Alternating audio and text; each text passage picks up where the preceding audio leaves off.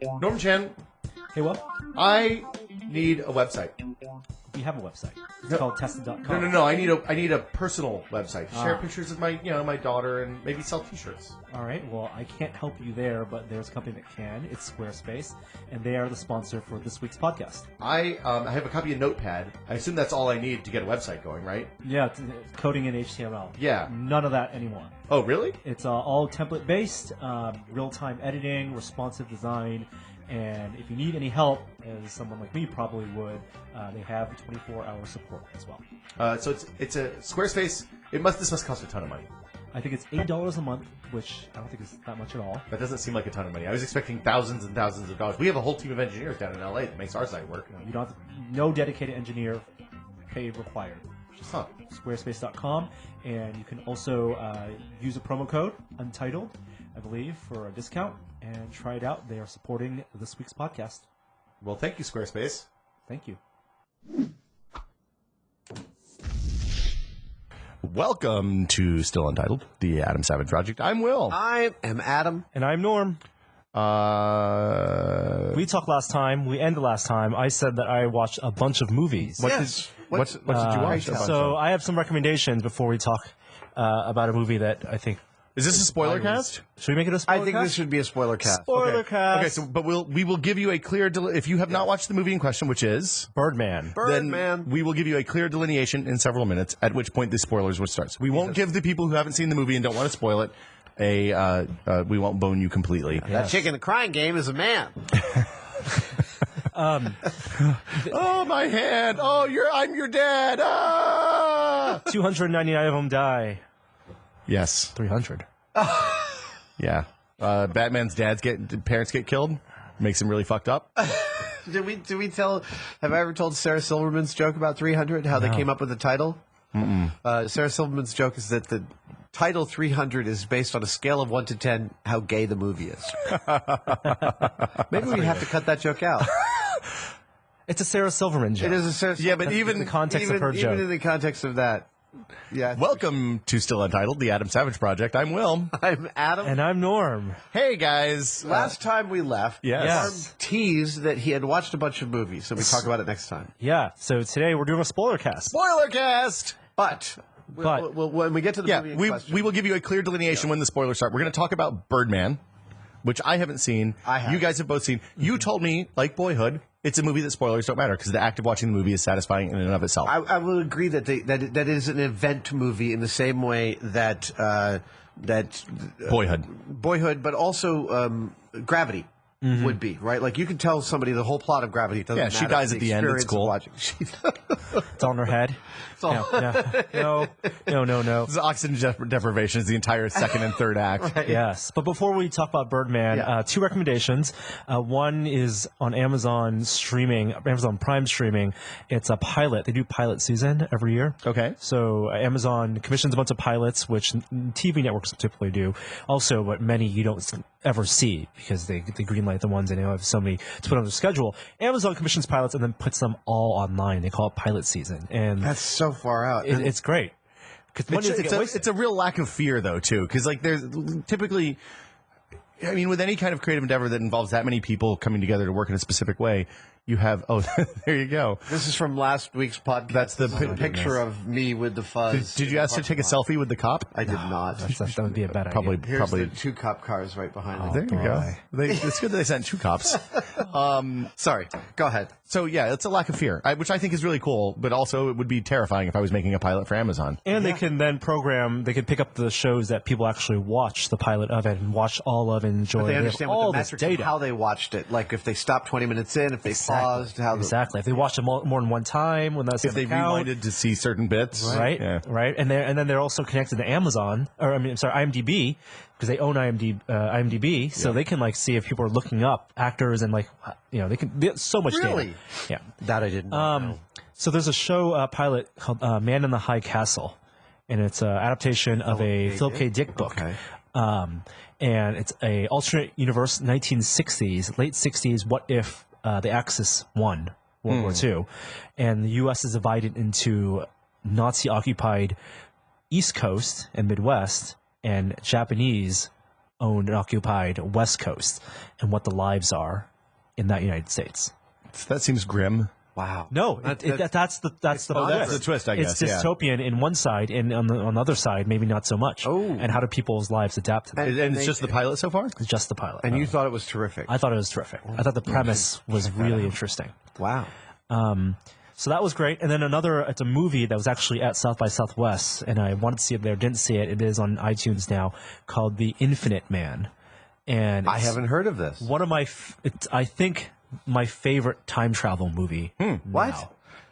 now. A time travel film. That's done without any any loopholes or plot holes. What? No cheats? No Looper-style cheats? No Looper style, and it is in the 12 Monkeys vein. Ooh, I like where 12 Monkeys a lot. The beginning and the end loop, and I like La Jetée a lot.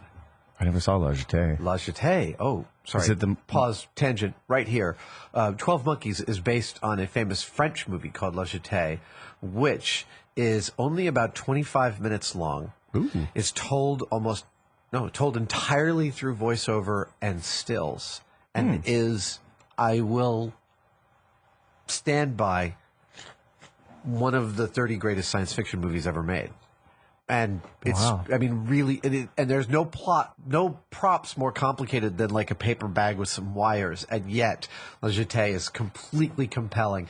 Go watch it like now. I'm It's in. terrific. another recommendation. Yeah. and that's what 12 Monkeys is based on. And Yes. it is a time travel film. Yes. I watched Lucy on the plane. Yeah. Oh God, I'm so sorry. It was... I'm so sorry. There was a moment that I recognized as I was watching that film at the end that if they had just stopped it right then, it would have just been bad instead of terrible. Oh, you know, It's gorgeous. it is gorgeous. And I love Scarlett. She's great. You know, but it didn't make. Here's the problem. This where might it be a lost double me. spoiler cast. So I don't mind the idea of someone becoming crazy intelligent and being able to see Limitless the was fabric great. Of, yes, Yes. But Yes.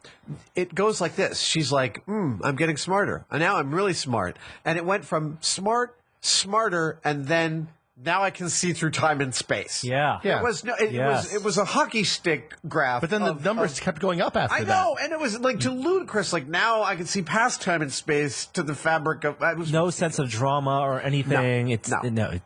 Like up until the moment that she loses. Well, anyway, I don't want to get into this because it's not worth talking about. Don't watch it.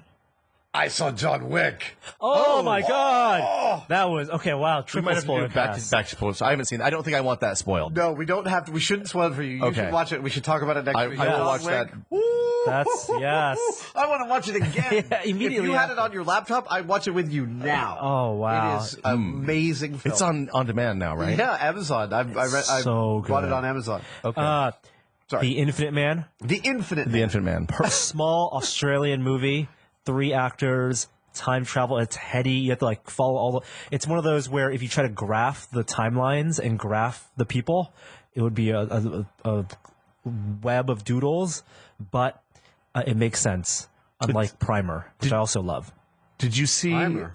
Did you see the thing? This is a complete tangent, but did you see the picture of Joe Rowling's, like her structure for? I think it was the 4th Harry Potter book, but the way that she structured the plot so that there were no holes in where people were and what they were doing. Like each, Oh, right. You were each. telling I me think I told you about it off Yeah. when we were just talking. In real life. Yeah. Sorry, guys. We do talk outside of the podcast. We had although a, it may we had a not wet seem like space that. conversation. Meat space. Wet space is completely different. Those are for special times. Basically the upshot is that she had each individual group of people or main character, and then she showed what they were doing at any given time, which if you think about the climaxes of some of those books, there are sometimes like 10 or 12 groups of people. And she just literally had a piece of like notebook paper where she had boxes across the top that had the groups of people, and then time was going down the left side, and what they were doing was filling in the blocks along the way. It was amazing. You know, and that's actually the same thing that Kubrick did yeah, with Napoleon. the file cabinet about Napoleon. Oh, right. He had a local college of history students work up a cross-reference card catalog of every day of Napoleon's life. And what happened? What happened, who he met, what he did, where he was. It's amazing. Holy cow. I know. Wow. That would be a Kickstarter, wouldn't it? To recreate that? Yeah. You haven't seen Primer? I haven't seen Primer. So haven't we seen got to Primer write either. this down. I got to see Oh, my Primer and I got to goodness. see Infinite Man. The I might Infinite watch Man. Infinite Man with my kids tonight. Yes. They would totally. We all loved John Wick. But back Okay. to Birdman. Birdman. The subject of Okay, this conversation. this is where the spoilers begin. Spoilers begin. Please ruin this movie for me. So There's really only one thing you can say that I think comes as a surprise that it was ruined for me before the movie. I watched the movie, but it was didn't that? ruin the experience. The how he films the movie. I don't think- already knew about that. Me too, Guillermo del yeah. Toro had actually. There's my name drop. Blah, blah, blah. Guillermo lost del it. Toro had told me, "Holy crap, you got to see this movie. It's unbelievable what Inarritu actually was able to do." So the entire movie is the conceit is the movie is a single shot. Wait, what? The conceit is the movie is shot in a single shot. Not one take, but The whole it movie. is structurally. So there's no filmed. cuts? There are lots of wipes going through dark doorways, and time definitely passes. Holy shit. Oh yeah. Yes. But the whole movie is effectively in a single shot. But just Wow. like where Boyhood, the novelty of the movie and is not what makes the movie good. That's not what makes Birdman good Well, either. it's like the 4th episode of True Detective, right? Like that 12-minute or 22-minute sequence or whatever it was at the end of that wasn't what made it good. It was just a and Inarritu is doing something that I think that Cuarón also did in Gravity, and Cuarón's feeling was the long shots just make you stop feeling like you're watching a movie and sort of put you more viscerally into the action. And on that front, I totally agree. it creates a lot of tension, and at least for me, it does. without even me noticing the first time most of the time. And it's funny that you say that because I found that process was exhausting at different points It in is, the movie. and for other, when it's a long take in an action movie or something like a Children of Men, a long take, they have to effectively script and fill that space Every single- and so there's a lot of tension by design because there can't be lulls. Birdman is about theater. And so I think the reason to do that isn't necessarily tension, but also to create a theatrical feel to it. Theatrical feel, yeah. And to be clear, when we talk about Children of Men, which was directed by Alfonso Cuarón, the director of photography of Children of Men is the director of photography of Birdman. I can't call up his name in my head right now, but he's a bloody genius. And if you ever get a chance to see some of the behind-the-scenes footage of how they shot the 17-minute shot in Children of Men, it's a masterpiece of analog, digital, stunt, every kind of film craft there is comes into achieving that. And I'm sure that when I get the Cinefex about Birdman, there's going to be a lot of incredibly innovative rigs and sets and composition and coordination with the actors to be able to pull off. I mean, I have to imagine just the storyboarding and previs stuff for this is unbelievable. Well, right? they rehearsed. Apparently, they rehearsed for weeks, and the actors. It's clear from the press junkets that actors love working with Inarritu. Emmanuel Lubezki. Yes. There's one thing that, technically, I would say if you haven't seen it yet, when you watch it, don't try to get distracted by the technical aspects. It's very easy to want to try to pick out, there's a cut, there's a cut. Yeah, I can't do not that. do that. I know. Yeah, I was doing it once every single time. Had I not known going in, I probably would have gotten halfway through the movie before I was like, wait, something's weird here. But let's also talk about the key thing to me is I was saying actors love working with Inarritu. They all talk about what a wonderful actor's director is. And there's lots of rehearsing and there's lots of workshopping and really refining the directing process. And it's totally clear because everyone in Birdman is phenomenal. Zach Galifianakis is like a revelation. He's not playing the standard Zach Galifianakis character, and there's a ton of subtlety and real intensity to his work. I watched the whole movie not realizing that I was seeing Emma Stone. Really? And yeah, because she's blonde and she's really, really dark and negative in this film, and she doesn't usually play that. She usually plays a little more goofy. Cheery, yeah. They make her look drugged out, which is the character. I was so there's a monologue of hers where she yells at her dad. That long monologue, camera holds on her face, and she's got eyes like the size of pie plates, right? She's giant alien. Her eye to head ratio is enormous. Ridiculous. Yes. It's like 1 to 2. And I'm watching her go, and I actually had this thought. How do I not know who this actress is? Who is this actress that I have not heard of that is this good, that is holding this frame just in a chokehold of great acting. And then she has all these scenes with Ed Norton, who's one of my favorite actors alive. Everything between them is just completely electric. Am I right? Yes, It's yes. totally Yes. electric on screen. I think we need to take. Well, I assume that everybody's here has watched the movie, but me probably. I mean, out there too. Okay. But what's Birdman? So the basic plot is that Michael Keaton plays basically a version of himself, where it is. He was famous years ago. Famous playing a of the superhero. actor Michael Keaton. Yes. Okay. A version of himself, Reagan Thompson, and he was in a series of very successful superhero films. He stopped doing them, just like Michael Keaton didn't do Batman 3 in real life and turned down a lot of money. This actor didn't. And then it acknowledges that superhero films are very popular now. Robert Downey Jr. has made millions, and he's trying to revitalize his career by going to theater. And he directs and stars and wrote a theatrical production of Raymond Carver's What We Talk About When We Talk About Love. Okay. And so it is about the previews for that Broadway show on Broadway and leading up to the opening night. And Zach Galifianakis plays his agent. Ed Norton and Naomi Watts are two of the actors. The third actress, her name escapes me. Andrea Gainsborough, who is in Oblivion. She's awesome. Incredible. She was wonderful in Oblivion. Yeah, I loved her in Oblivion, and shows a range in this film that takes Oblivion and kicks it down the stairs and takes its lunch money. And I really enjoyed Oblivion as a piece of Oblivion was a bubblegum. popcorn. Yeah. But she's incredibly beautiful, incredible actress. Like I said, a real range. The performances in the movie are among the best I saw this whole year. And Michael Keaton, he does not. While he plays, he has to play to the Michael Keaton-ness of himself. There is no. Hold on. Do you mean like a crazy Michael Keaton or On like the borderline. See, I'm not sure. But he doesn't go full crazy Beetlejuice Michael Keaton. I will submit to you that we think that there might be a Michael Keaton-ness, but I don't think there is. I think Michael Keaton has repeatedly done a kind of an amazing thing.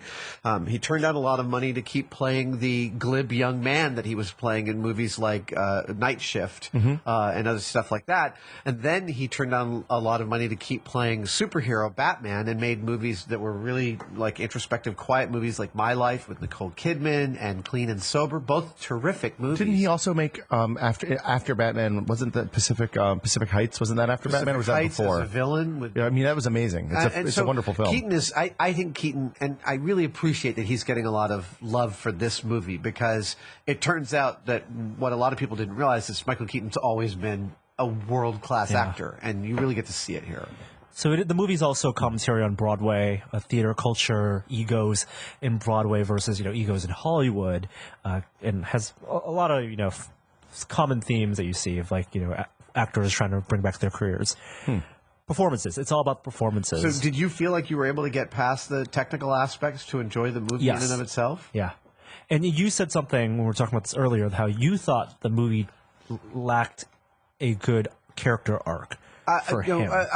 I did, but I felt that was emblematic of Inarritu's scripts in general, that I find that they lack an overall narrative arc that I desire. Clearly he has a point to make, and he has a trajectory that he is interested in. It happens to leave me feeling unsatisfied at the end of his movie. I agree that the end, the last half hour, his character makes a leap in a way that I didn't feel comfortable with. Well, so and how do I say this? The Aristotelian rules of drama require some sort of transformation. And what I love about great screenwriters like William Goldman and Bo Goldman and Shane Black is that they take their characters and paint them into a corner to a degree that you're like, how the hell are they going to redeem themselves at the end of all this? And then you get to watch as that happens. And that, the darker it gets, the more thrilling it's going to be. And this movie lacks that. His character's being painted into a corner the whole time, but the way he quote unquote gets out doesn't feel like any kind of rapprochement with life to me. So there's climax but no catharsis. That's what I felt like. I agree that Which the climax is very is there. real to life. Look, And- so again, I think I don't think that I'm saying anything that Inarritu doesn't actually know. I think he has a very specific way he wants to make a movie. It just happens to leave me, who likes my Aristotelian dramatic arc, feeling a little bit left by the wayside. His interaction, I think the climax of the movie is his interaction with the New York Times theater critic in the bar. And I think that's probably his best scene. I agree. And she's phenomenal. Yeah, so there's a critic in the movie who has a vendetta against this production. And who plays her? I don't know. I felt like it was Sally you guys keep Kellerman, talking. but I don't think it was. But and she does a speech, also a monologue, about her perception of this production and of him that I think is incredible. And then their blow up at that moment is the big climax. And then everything after that, which is the leap I'm talking about, his character leap, is the thing I'm under. Yeah, and look, there's some amazing stuff. His scenes flying through New York are beautiful and really intense. The shots of New York. Hold on, they do like fly-through scenes in a movie that has no cuts? There's some really cool. Well, yes, and the camera moves in a way that's really interesting. In that they use jibs and pan ups and show the sun moving up and down. There's a way in which it feels very dreamlike. I'm like Vanilla Sky dreamlike. Yeah, not quite, not very far off of that. Where like the standard rules don't apply, and he's so good with the technical aspect that you totally go along for it. So I'm interested for people out there who watched the movie, how many of them got this, and if they got it during the film, they didn't know going in. Like where it became obvious. I'd be interested if anyone didn't know before and then went in and found that, because I knew about it a long time ago, and then once I knew about it, it was happening all over the place. We should ask Joey. He went in without knowing. Okay, but post in the comments if you went in cold. Yes, and where in the I think know you this would. either. I mean, in that famous shot in Children of Men, I didn't realize it until. So this is the scene in which they're driving in the car. The camera's panning around the car as Clive Owen and Julianne Moore are like popping a ping pong ball back and forth. And then there's these raiders with fire logs and a forest run and a chase and a shootout with cops and everything. And it's like 16 minutes, right? It's maybe it's 9 minutes, whatever. It's many minutes. Yeah. And it wasn't until probably the last 20% that I realized, holy crap, this is all one shot. Yeah. And it was almost an afterthought. It was like, that's just my film brain kicking in and being like, I don't think I've seen a cut in a long time. Yeah. Well, but I mean, that's the kind of thing that subconsciously really, like I said, it makes me very tense. Oh, yeah. And we talked about True Detective. We name dropped that. Hannah has one, the movie Hannah. Oh, that movie just watched great. again. Oh, Have we talked about that? I just watched it like a week ago. And Hannah is totally, like, I loved it when it came out. I genuinely loved it. Watching it again, I loved it even more. And I think that actually Hannah is it's almost like an art movie disguised as an action movie. Which I think Birdman Also, yeah, I watched it, but it was probably 2 years ago at this point. Yeah, I watched it when it first came out on Netflix. It's really, really I also good. think that movie does not stick the ending. At the end when she's the playground. We didn't promise Hannah spoilers. We should watch that on a maybe add that to a commentary. I didn't find myself unsatisfied at the end. I want to see a sequel. Yeah. I think there's This is about the little girl that's programmed to be Yes. like from Yeah. birth to be a killer. Yeah. Well, no, she's genetically optimized. That's right. To be And her a father soldier, and her father raised her in the Eric woods. Bana. Yeah. Oh, it's great. She's basically Yes, this movie has a long take, an action-based does long it? take, where Eric Bana's walking, gets off the plane and walks, and there's a fight scene. Right, in the Yes. subway, it's a whole fight scene. Yes, yeah, that stuff is great. The fight scenes. I do remember that. In those where you actually get to see this stuff, I love fight scenes in which they hold long shots because it's like. There's nothing I hate more than a video that has great dancing in it that doesn't show me long shots of the dancing. I want to watch people dance. I mean, it's the same thing. It is the difference between good action movies and bad action movies. Why I didn't like Iron Man 3, but I thought the fight scenes in Lucy were pretty good because you could tell what was going on. I had a sense of space through the entire film of what was going on. It's something Luc Besson has always been kind of good. Well, I mean, and I blather on about this all the time, and I've probably said it on this podcast before, but my favorite directors are the ones that don't ever abandon you in physical space. Yeah. Now, Michael Bay was not one of those. No. But Steven Spielberg might be one of the best ones ever. Yeah, and if you look at the Michael Bay films that I love, like The Rock, I love The Rock. he doesn't cheat space. No, he doesn't. You're totally right. Compared to, say, Transformers 2, where you go into the Air and Space Museum and come out in Arizona. Yeah. Literally. That is a thing that happens. Wow. Yeah. Anyway. What else about Birdman? Any final words, final thoughts? I love the fact that these old friends and colleagues, Inarritu, Cuarón, and Guillermo del Toro, are inventing at this late in the film, within the genre of filmmaking, are inventing brand new ways using some of the latest technology and also some of the oldest to achieve whole new ways of looking at making a movie, and that's super exciting. That's amazing. Even when I don't love the ending of something like Birdman, I'm so glad that it got made. I'm so glad that it exists, and I can't wait to see what he does next. And okay, so at some point we should talk about Hugo because we never talked about it when it was out. I've never seen Hugo. You know the premise, though, right? Yeah. So he moves through the entire history of film, right, and shows each new technique, both the creation of it in the filmmaking, in the inside the story, but then also starts using it. Right. Like people have been trying to add, for example, 3D to film for the last 8 or 10 years at this point. Stop it. Okay, we don't want it. We're going to take. It's not going to happen. I mean, people pay extra money to go see the theater in the 3D theater, but that's probably just because it's the better projection. Yeah. It's not a technique that serves a performance. But that's what I'm saying. This is a technique that serves a performance, and that's an amazing thing. Well, and I'd say that about Avatar, right? Avatar might be one of the Avatar and Gravity are the only two movies I can think of where the 3D augmented the film. Right. Whereas I watched Guardians of the Galaxy on the plane on the way back last night again. Doesn't matter whether it's 3D. Well, no, it's actively detracts because then I watch it on my iPad and you see the bits where the shit comes out of you at the screen. I just think, well, this is fucking stupid. Oh, right. It's like those old horror movies where the knife comes all the way to the camera. Right. Or the Tingler where the electronic shocks 3 people in the audience to make them scream. Yeah. Ladies and gentlemen. The one technical thing I really want to give a shout out for in Birdman, and this is something that you should notice, is when they employ mirrors. When you put a camera between two actors, and it's basically... I'm sorry, wait, what? So there's tons of time when actors are looking into mirrors and the camera's standing right behind them. Right. Or over their shoulder? Behind them, yeah. Or between two actors in a mirror because they're in a dressing room and you see them. And the way they do this, when you think about it, it's not that simple. It's there is no mirror there. There's actually just another camera, and they green screen it. And they actually...